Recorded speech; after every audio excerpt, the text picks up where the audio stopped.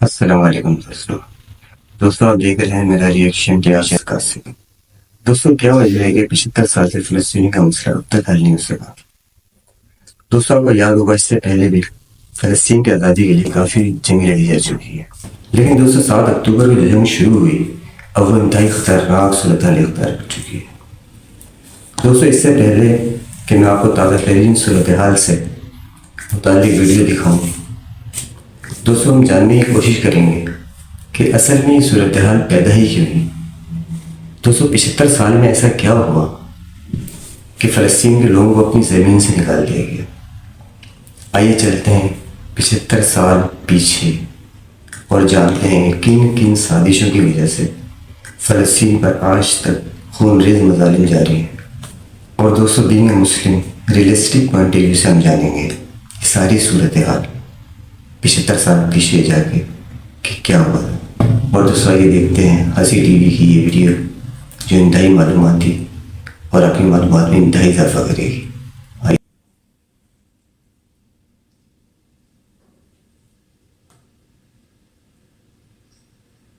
अस्सलामुअलैकुम दोस्तों, मेरा नाम है असीब शफकत और आप देख रहे हैं हंसी टीवी। 1948 के अंदर इसराइली रियासत के क़याम के बाद से लेकर आज तक अपने मुल्क पर ज़ायनिस्ट यहूदियों के कब्ज़े के ख़िलाफ़ फ़लस्तीनियों की आज़ादी की जंग जारी है। दुनिया में आज इन दोनों की हिमायत और मुखालफत के अंदर दो अलग अलग ब्लॉक्स बन चुके हैं और हर जगह पर बस यही चीज़ डिस्कस हो रही है।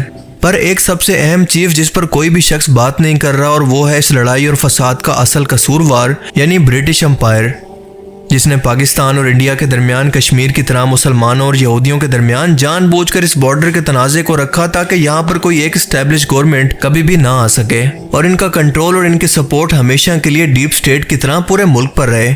इनकी तरफ से अपने दौरे हुकूमत के अंदर बॉर्डर की गलत तकसीम से लगाई गई आग आज तक बुझने का नाम नहीं ले रही। मैं कोशिश करूंगा कि शॉर्ट सी वीडियो के अंदर टू दी पॉइंट रहकर इसराइल और फ़लस्तीन के तनाज़े की असल वजह यानी ब्रिटिश एम्पायर के किरदार को बेहतर तौर पर समझा सकूं। पहली जंग अजीम के अंदर फ़लस्तीन मुल्क सल्तनत उस्मानिया के कंट्रोल में था। सल्तनत उस्मानिया के साथ एक तरफ जर्मनी, ऑस्ट्रिया, हंगरी और बल्गेरिया थे तो दूसरी तरफ यूके, फ्रांस, रशिया और अमेरिका।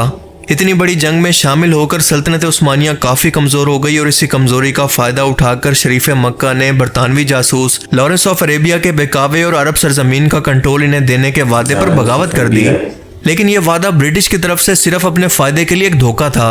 नतीजतन सल्तनत उस्मानिया ये जंग हार गई और इसके कई टुकड़े हो गए, जिनसे आज के दौर के मौजूदा दौर के लिबनान, टर्की, सीरिया, उर्दन, फ़लस्तीन और इराक का जन्म हुआ।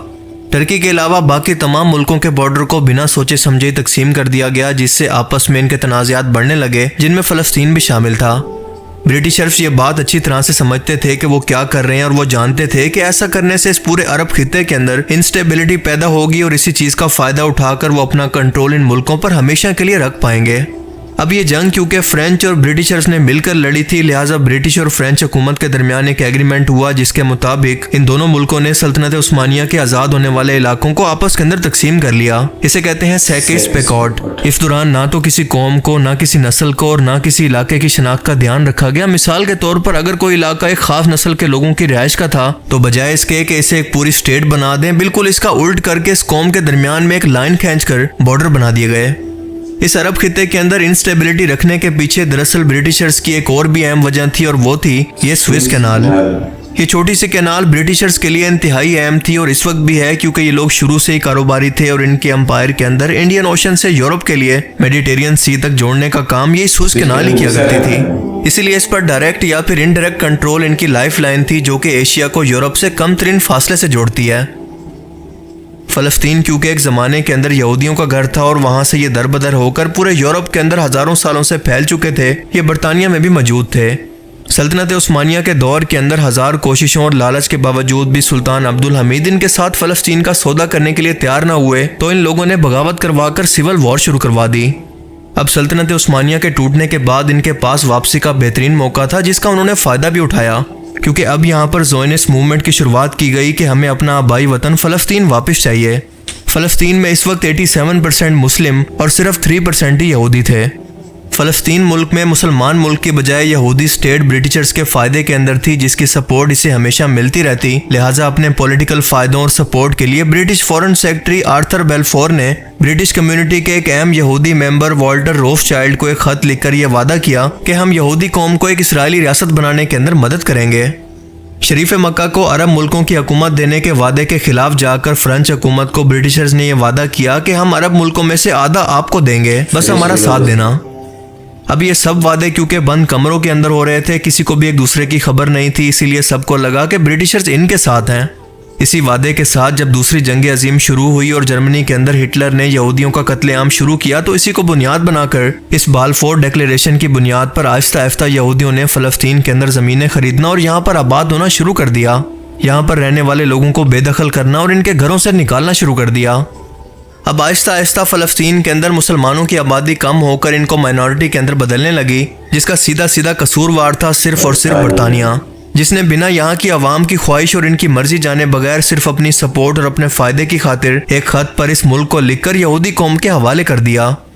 ये सब देखकर 1936 के अंदर फ़लस्तीनी अवाम ने आखिरकार तंग आकर बरतानवी हुकूमत के खिलाफ बगावत कर दी। ब्रिटिशर्स ने अपनी आदत के मुताबिक इसे बगावत कहकर इसे कुचलने की बहुत कोशिश की, काफ़ी लोगों को फांसियां भी दी, लेकिन यह आवाज़ दब न सकी। आखिरकार तंग आकर ब्रिटिशर्स ने 1942 के अंदर खुद को बीच से निकालकर यहूदी और मुसलमानों को आमने सामने लाकर खड़ा कर दिया, क्योंकि वो जंगें लड़ लड़कर थक चुका था। लेकिन इन दोनों कौमों और मज़हब के मानने वालों के दरमियान नफरत की जो आग शुरू हुई वो आज तक बाकी है।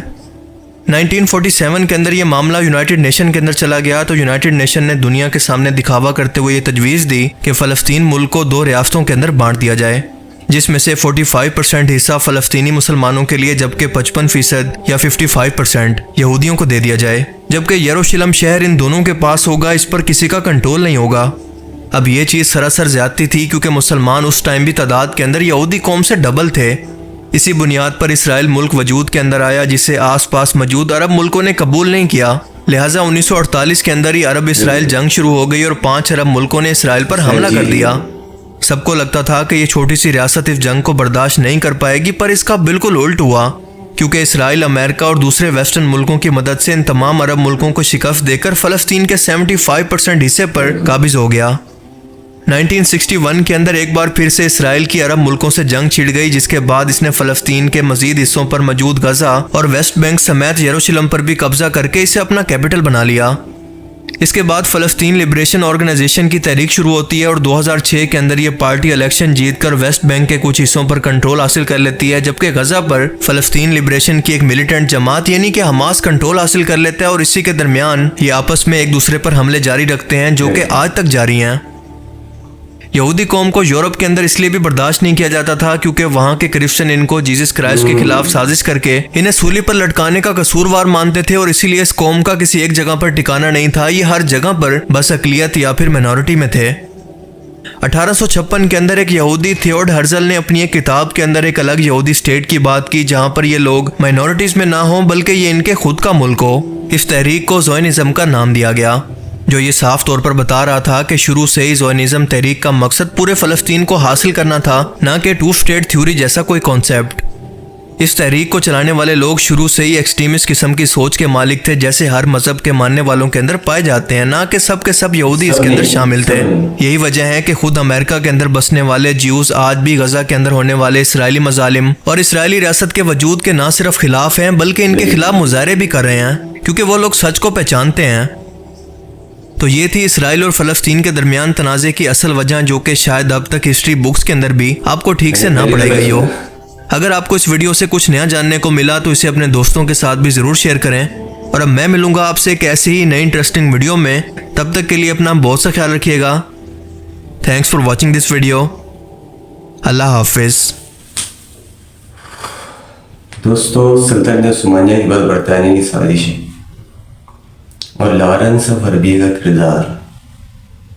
दोस्तों, वैसे लॉरेंस ऑफ अरबिया के मुतालिक एक अलग से वीडियो बनाऊंगा इंशाल्लाह, और आपको जल्दी इंशाल्लाह देखने को मिलेगी।